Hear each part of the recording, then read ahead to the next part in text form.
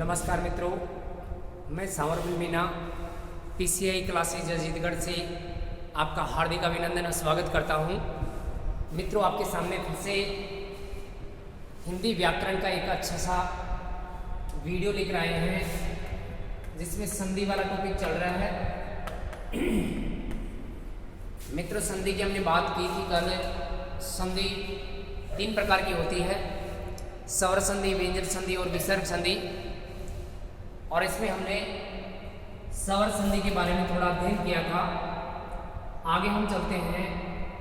यहाँ पर स्वर जो संधि है, स्वर संधि के 5 भेद होते हैं।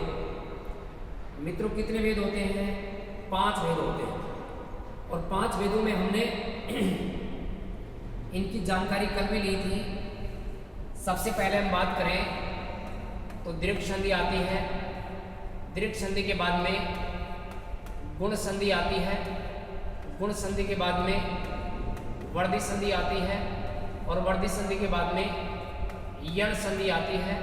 और यण संधि के बाद में अयादी संधि आती है। मित्रों, ये स्वर संधि के 5 भेद होते हैं। और हमने ये भी पहचान की थी कि यहाँ पर इन संधि शब्दों की हम पहचान कैसे करेंगे।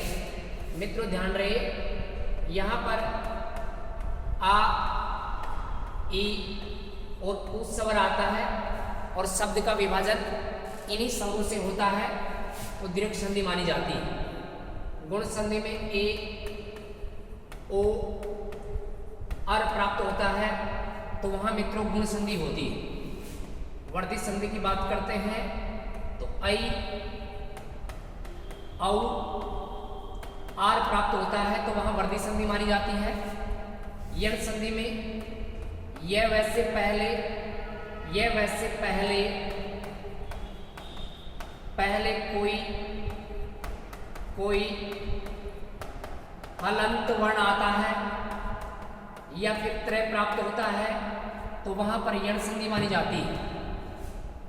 अयादी संधियों में मित्रों देखो, यहाँ पर ये ऐ है तो सीधी सी बात है कि जिन संधि शब्दों में ऐ, आय, औ, आव प्राप्त होता है वहाँ अयादी संधि मानी जाती है। तो मित्रों, ये ऑल ओवर संधि शब्दों की पहचान हुई कि ऐसे हम संधि शब्दों की पहचान कर सकते हैं। और स्वर संधि में केवल स्वर प्लस स्वर अर्थात स्वर का मेल स्वर से होता है, वहां पर मित्रों स्वर संधि मानी जाती है। ऐसे हम बात करें तो ये स्वर संधि के 5 भेद हुए। यहाँ पर हम सबसे पहले दीर्घ संधि के उदाहरण हम पढ़ चुके हैं। दीर्घ संधि की हम बात करें तो यहाँ पर ये मात्राएं आ जाए तो वहाँ पर दीर्घ संधि होती है और शब्द का विभाजन इन्हीं शब्दों से हो। हमने इसका उदाहरण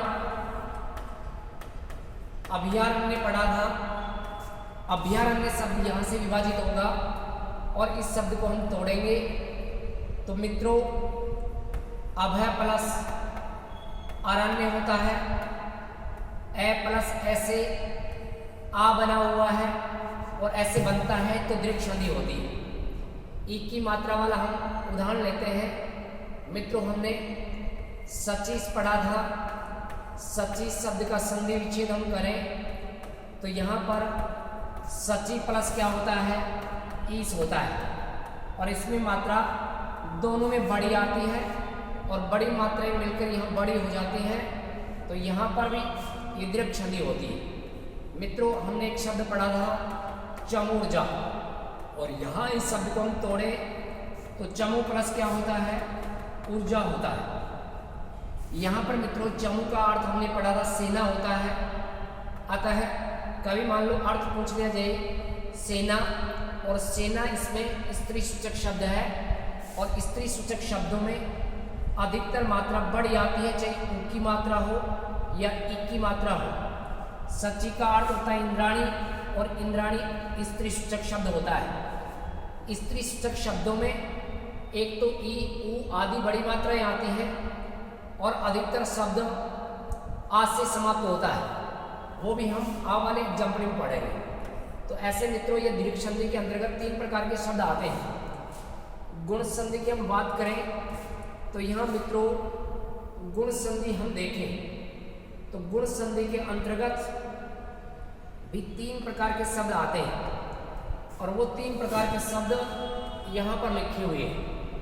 मित्रों ये 3 प्रकार के शब्द जहाँ पर प्रयुक्त हो, शब्द लिखा मान लो ऋषिक केस लिखा हुआ है मित्रों, ऋषिकेश ये शुद्ध होता है और यहाँ एक ही मात्रा का विभाजन होगा। एक ही मात्रा वाले शब्द गुण संधि के अंतर्गत आते हैं।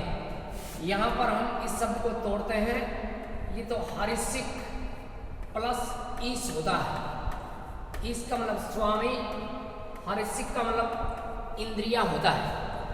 इंद्रियों का स्वामी उसको ऋषिकेश कहते हैं और यह ऋषिकेश शब्द विष्णु के लिए प्रयुक्त होता है, अतः इसमें बहुब्रीहि समास भी हम ग्रहण कर सकते हैं। ऐसे मित्रों शब्द लिखा हुआ है, मान लो यहाँ पर शब्द शुद्धि अशुद्धि में भी पूछा जाता है। मित्रों ऋषिकेश ये शब्द होता है अशुद्ध और ये शब्द होता है शुद्ध। ऐसे ही शब्द आता है अतिशोक्ति। अतिशोक्ति शब्द एक तो ऐसे लिखा हुआ हमें प्राप्त होता है, एक ऐसे लिखा हुआ प्राप्त होता है। मित्रों अगर दोनों में से शुद्धि अशुद्धि पूछ ली जाए तो यहाँ पर ये हलंत से वाला शब्द गलत होता है और पूर्ण से वाला शब्द होता है सही। और इस शब्द की हम बात करें तो ये गुण संधि के अंतर्गत आता है। मित्रों गुण संधि के नियम के अनुसार इस शब्द को हम तोड़ें तो इस शब्द को हम ऐसे तोड़ सकते हैं, अतिशय, अतिशय प्लस उक्ति, अतिशय प्लस उक्ति होता है। ए प्लस उ से ओ बनता है और ऐसे जहां बने वहां गुण संधि होती है।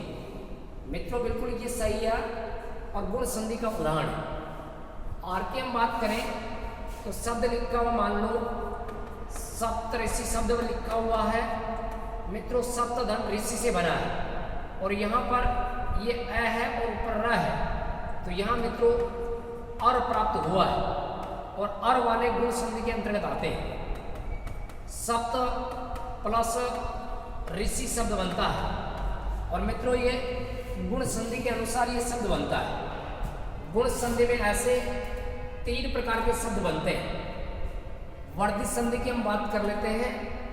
वर्धित संधि में मात्राओं में वृद्धि हो जाती है। गुण संधि की मात्राओं में यहाँ पर वर्धित संधि के लिए वृद्धि कर दी जाती है। एक तो आई में बदल जाता है, ओ औ में बदल जाता है और आर में बदल जाता है और ऐसे शब्दांश जहाँ प्राप्त होते हैं वर्धित संधि मानी जाती है। मित्रों शब्द लिखा है मतक्य लिखा हुआ है। एक शब्द लिखा हुआ मान लो महोदार्य लिखा हुआ है। एक शब्द लिखा हुआ मान लो यहां पर दशान लिखा हुआ है। मित्रों यहां पर आई की मात्रा प्राप्त हुई है और आई की मात्रा वाले मित्रों वर्धित संधि के अंतर्गत आते हैं। ये वर्धित संधि का औ की मात्रा आ रही है और औ की मात्रा वाले भी वर्धित संधि में आते हैं और यहाँ पर आर प्राप्त हो रहा है तो ये भी वर्धित संधि के अंतर्गत आता है। मित्रों इन शब्दों को हम तोड़ें तो यहाँ पर इन शब्दों का विभाजन इस प्रकार से होता है। पहले पद में मत प्राप्त होगा और दूसरे पद में एक के प्राप्त होगा। मत तो सबको पता है कि ऐसे शुद्ध होता है, लेकिन बात आती एक्के की तो मित्रों एक्के में शुद्ध कौन सा होगा ये हमें बड़ा कंफ्यूजन करता है। यहाँ पर हम इसकी शुद्धि के लिए एक बात ध्यान रखेंगे, कभी भी पद तोड़ने के बाद में दूसरा पद आता है और उस दूसरे पद में अंत में ये आ जाए और ये से पहले कोई भी आधा वर्ण आ जाए तो मित्रों वहां पर ये बड़ी मात्रा वाला ही सही होगा, छोटी मात्रा वाला गलत होगा। अतः ये गलत है और ये सही होगा। तो मत प्लस एक्के ये सही होता है। एक्के का अर्थ होता है दोस्तों एकता। आप एकता भी बोल सकते हैं और एक भी बोल सकते हैं। एक होने का भाव होता है, उसको एकता कहते हैं और उसी को एक के कहते हैं। और मतों की एकता है, उसको मतक के कह सकते हैं। ऐसे मित्रों यहाँ पर ये आ जाए तो यहाँ बड़ा वर्ण नहीं आएगा, छोटा वर्ण नहीं आएगा, तो ये सही है। दूसरे शब्द की ओर चलते हैं। यहाँ पर इस शब्द को हम तोड़ेंगे तो महा प्लस औदार्य प्राप्त होगा। मित्रों औदार्य कौन सा सही होगा, ये अभी आपको यहाँ बताया है कि ये आ जाए और ये से पहले आधा वर्ण आ जाए तो वहाँ पर छोटी मात्रा वाला तो गलत होगा और बड़ी मात्रा वाला सही होगा। महा प्लस औदार्य में शब्द ये सही होगा, अतः यहाँ महोदार्य शब्द भी वर्धी संधि का हुआ। यहाँ पर इस शब्द को हम तोड़े तो ये 10 प्लस ऋण होता है। और मित्रों यहाँ पर ए ऋ से मिलकर आर बना रहा है और ऐसे बनाने वाले वर्धी संधि के अंतर्गत आएंगे। और आर वाला फैक्ट हम विशेष नियम के माध्यम से आपको समझाएंगे। कभी भी जिंदगी में मित्रों भूलोगे नहीं, ये हम और आर के फैक्ट में पढ़ेंगे। और ये फैक्ट में हम ऐसे पढ़ते हैं, 17 का कमल और 10 का वसन लेने पर ऋण में वर्धी हो गई। ऐसे ही कुछ शब्द हैं जिनमें वर्धी संधि मानी जाती है, जो ट्रिक के माध्यम से हम आगे समझेंगे। मित्रों हमने ये वर्धी संधि सीखी है। यण संधि की हम बात करें तो यण संधि में हमने पढ़ा कि कहीं पर भी ये और वह आ जाए, ये और वह आ जाए और इनसे पहले कोई हलंत वर्ण प्रयुक्त होगा तो वहां पर मित्रों यण संधि होती है। ये लिखा हुआ देखो, और यहाँ पर त्रय प्राप्त हो जाए तब भी यण संधि होती है। तो यहाँ पर मैं लिख देता हूँ मित्रों यण। यण में ये वैसे पहले हलंत वर्ण आता है तो वहाँ यण संधि होती है। उदाहरण के माध्यम से हम समझते हैं। जैसे मित्रों शब्द लिखा हुआ है अभ्यर्थी, अभ्यर्थी शब्द आता है और एक आता है अभ्यर्थी। तो कई बार ऐसे शब्द शुद्धि अशुद्धि में भी पूछे जाते हैं। कई मित्र इसको अभ्यर्थी मान लेते हैं, जो गलत है, और दीर्घ संधि मानकर इसमें गलती कर बैठते हैं, ये गलत है। और मित्रों ये सही है। ये से पहले हलंत वर्ण है तो यण संधि आ गई देखो, और यण संधि के नियम के अनुसार इसको हम तोड़ेंगे। ये से पहले आधा वर्ण पूरा होकर ई की मात्रा से जुड़ जाएगा। ई की मात्रा छोटी होगी या बड़ी वो तो शब्द के अनुसार आएगी भी। अभी एक उपसर्ग होता है और ये गलत और ये सही होता है। कभी भी शब्द को हम तोड़ेंगे और हमें अभी प्राप्त होगा तो ये छोटी मात्रा वाला ही शुभ माना जाएगा अभी। और दूसरा इसमें पद देखें तो मित्रों यहाँ पर ए निकल रहा है और यहाँ आ निकल रहा है। आर्थी नहीं होता, अर्थी होता है, अर्थी। तो यहाँ अभी प्लस अर्थी अभ्यर्थी शब्द बनता है। ये से पहले हलंत वर्ण वाले सारे ऐसे टूटेंगे और वहाँ ई की मात्रा से जुड़ेंगे। मित्रों ई की मात्रा छोटी आएगी बड़ी आएगी वो शब्द के अनुसार आएगी। जैसे मान लो यहाँ पर दूसरे शब्द की हम बात करते हैं। शब्द लिखा हुआ है स्त्री उत्सव, स्त्री उत्सव लिखा हुआ है। अब मित्रों यहाँ पर ये से पहले देखो त्रय आधा आ गया है। अब इसमें हम तोड़ेंगे तो हमें स्त्री शब्द प्राप्त होगा। अब मित्रों आपको पता होगा कि स्त्री शब्द में मात्रा कैसी आती है बड़ी, और वहाँ देखो अभी में मात्रा छोटी है। यहाँ पर ऊ की मात्रा है तो यहाँ हो जाएगा उत्सव। ऐसे ये वाले शब्दों का हम ऐसे विभाजन करते हैं। अब मित्रों इसी यण संधि में वे वाले उदाहरण देखते हैं। वैसे पहले हलंत वर्ण आएगा वो ऊ की मात्रा से जुड़ेगा। ऊ की मात्रा बड़ी भी हो सकती है और छोटी भी हो सकती है। शब्द के अनुसार आएगी, जैसे यहाँ शब्द के अनुसार ई की मात्रा प्रयुक्त हुई है, ठीक वैसे ही शब्द के अनुसार यहाँ ऊ की मात्रा प्रयुक्त होगी। मित्रों शब्द लिखा हुआ है मान लो स्वागत, स्वागत लिखा हुआ है देखो वैसे पहले आधा वर्ण आ गया, ऊ की मात्रा से जुड़ेगा और सु एक उपसर्ग होता है, मात्रा सदैव छोटी आती है, यहाँ हो जाएगा आगत। मित्रों यह और वह में यहाँ जो स्वर होगा दूसरा पद उसी के अनुसार बदला जाएगा। आ लिखा है तो हम यहाँ आ लिख देंगे, स्वागत हो जाएगा। ऐसे ही शब्द लिखा हुआ मान लो चमवागमन, चमवागमन लिखा हुआ है। मित्रों यहाँ पर वैसे पहले आधा वर्ण है पूरा होकर और ये चमू में बदलेगा और चमू में मात्रा बड़ी आती है। हमने पीछे पढ़ा था चमू में मात्रा कैसी आती है बड़ी, पीछे में हमने पढ़ा, ये पढ़ा देखो, यहाँ चमो में मात्रा बढ़ जाती है और ये चमो शब्द बन रहा है। चमो मतलब सेना और आगमन, आगमन बनेगा। अतः यहाँ पर ये दूसरा शब्द हुआ यण संधि वाला, यह और वह, ये दोनों के दोनों हमने ऐसे तोड़े हैं। अब इनमें आगे हम चलेंगे तो इनके अंतर्गत यह वह तो हो गए मित्रों। त्रय वाले और आते हैं और त्रय वाले शब्दों का हम विभाजन कैसे करते हैं उनको भी हम देखेंगे। देखो त्रय वाले कहीं आते हैं, जैसे शब्द लिखा है मात्रानंद, मात्रानंद। मित्रों इसमें आप आपकी मात्रा सोचकर दीर्घ संधि मत मान लेना। त्रय से पहले मा या पी मिलेगा तो सदैव वहां पर ये अपने यण संधि में आएगा। इस शब्द को हम तोड़ेंगे तो पहला प्रारूप ऐसे होगा मातृ प्लस क्या हो जाएगा, आनंद हो जाएगा। ये दूसरा पद यहाँ के स्वर के अनुसार बदला जाएगा। शब्द लिखा हुआ है मान लो पितृनुमति, पितृनुमति शब्द में बहुत बार ये पूछा हुआ है। पितृनुमति शब्द में शुद्ध कौन सा होगा मित्रों? तो देखो ये तो शब्द से ही पता चलेगा। यहाँ पर देखो त्रय आ गया है और इस शब्द को हम तोड़ेंगे तो ये पितृ बनेगा और पितृ में ये अनुमति होता है, अनुमति होता है या अनुमति होता है। तो मित्रों अनुमति नहीं होता, अनुमति होता है और अनुमति होता है तो शब्द ये शुद्ध होता है, ये गलत होता है। ऐसे तीन प्रकार के शब्द यण संधि के अंतर्गत आते हैं।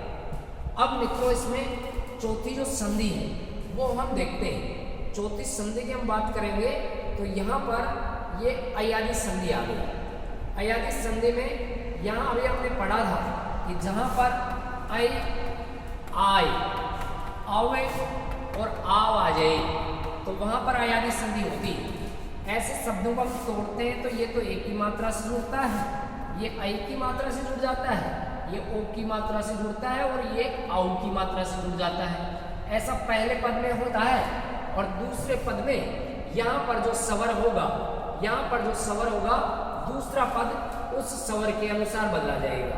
यहाँ पर जो भी स्वर होगा दूसरा पद उस स्वर के अनुसार बदला जाएगा। जैसे मित्रों शब्द साधारण सा आता है, नयन लिखा है। अब मित्रों आपको एक बात और पहचान करनी है, यहाँ पर कभी भी मान लो यह और वह आ जाए, यह और वैसे पहले अगर आधा वर्ण आता है तो वहाँ पर यण संधि होगी और यह वैसे पहले आधा वर्ण नहीं आकर, आधा वर्ण नहीं आए तो वहाँ पर अयादि संधि होगी। यहाँ पर देख लो नयन आ गया, यह से पहले आधा वर्ण नहीं है तो इसमें अयादि है। यह से पहले आधा वर्ण होता तो वहाँ पर संधि कौन सी होती मित्रों? यण संधि। जैसे यहाँ पर अभी हमने पढ़ा ना शब्द स्त्री उत्सव पढ़ा था। अब यहाँ पर देख लो यह से पहले आधा वर्ण है तो इसमें यण संधि है। अब यहाँ पर नयन लिखा है, शब्द आता है नायक, शब्द आता है मान लो पवन और शब्द आता है पावक। इन चार उदाहरणों के माध्यम से हम इन अयादि संधि को स्पष्ट करेंगे मित्रों। यहाँ पर देखो शब्द लिखा है नयन। अब यहाँ पर आई प्राप्त हो गया हमें। देखो यह से पहले जो वर्ण है इसमें ए है तो यहाँ पर आई प्राप्त हो गया। आई प्राप्त हो गया तो यहाँ पर नए को उतारो और इसमें मात्रा लगाओ एक की, ये लगा दी मित्रों। और यहाँ पर स्वर है ए तो यहाँ पर कर दो ने प्लस अन। अब यहाँ दूसरे शब्द की बात करते हैं। यहाँ पर आ गया आ गया तो यहाँ पर हमें आय प्राप्त हुआ है मित्रों। आय प्राप्त हुआ है तो नए को उतारो और जहाँ आय प्राप्त होता है वहाँ पर आई की मात्रा लगा दो मित्रों, ये लगा दिया। अब यहाँ पर ए है तो ये दूसरा पद हो गया अक, नए प्लस अक। अब यहाँ पर वह है और वैसे पहले आधा वर्ण नहीं है। वैसे पहले अगर आधा वर्ण आता है तो वहाँ पर यण संधि होती है, हमने पीछे पढ़ा है। लेकिन आधा वर्ण नहीं होने के कारण इसमें अयादि संधि है मित्रों। अब इसमें औ प्राप्त हो गया। अभी क्या प्राप्त हो गया? औ। और जहाँ औ प्राप्त होगा वहाँ मात्रा कौन सी जुड़ेगी? ओ की। तो पे को उतारो, ओ की मात्रा जोड़ो और आगे इसमें स्वर है ए तो इसमें कर देंगे अन। पावक, पावक शब्द लिखा है तो यहाँ आव प्राप्त हो गया, पे को उतारो और दो मात्रा लगाओ और यहाँ कर दो अक। तो मित्रों सभी शब्द ऐसे विभाजित होंगे। वो शब्द छोटा भी हो सकता है और बड़ा भी हो सकता है। यहाँ पर अगर इससे पहले जो शब्द लगे हुए होंगे वो तो हम यहाँ उतार देंगे यहाँ पर, और इसके बाद में जो शब्द आएंगे वो यहाँ पर उतार देंगे। मतलब बड़ा शब्द हो तो हम ऐसे तोड़कर इसको लिख सकते हैं। जैसे शब्द लिखा है, मान लो विनायिका, विनायिका लिखा है।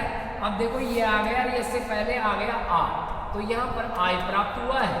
आय प्राप्त हुआ है तो ये न को उतारो, ये उतारा हमने।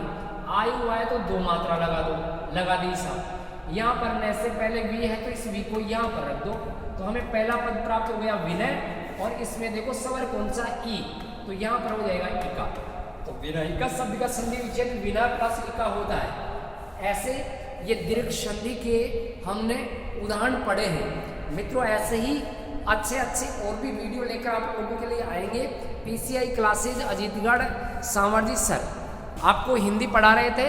अपने चैनल को आप सब्सक्राइब कीजिए और अच्छे अच्छे वीडियो पाइए।